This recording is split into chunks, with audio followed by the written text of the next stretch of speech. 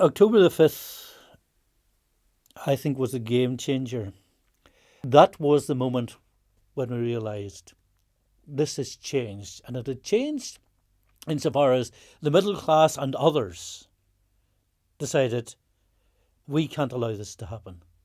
This was something which engrossed everyone who was genuinely concerned with civil rights. That was the very first time that Derry had got off its knees, and it was met with a wall of brutality.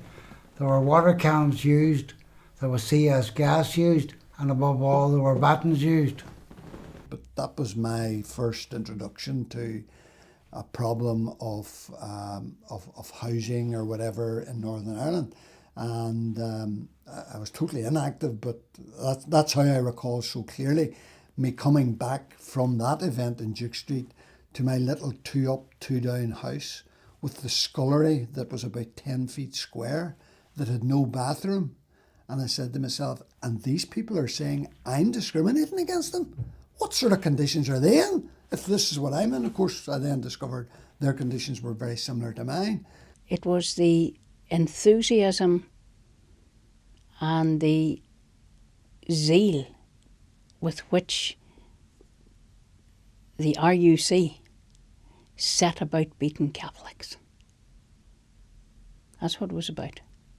Now, other people might see it differently, but that's when you say why was it a catalyst? That's why it was a catalyst. It was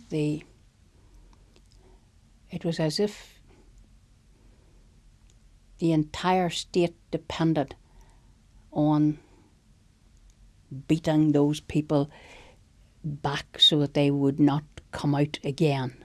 And of course, what happened was that because that happened, the students went back. We were back the next week at university. And of course, people called a meeting. And so the next thing was we would try and get into the centre of Belfast. And people ask, how are people radicalised? It's not rocket science.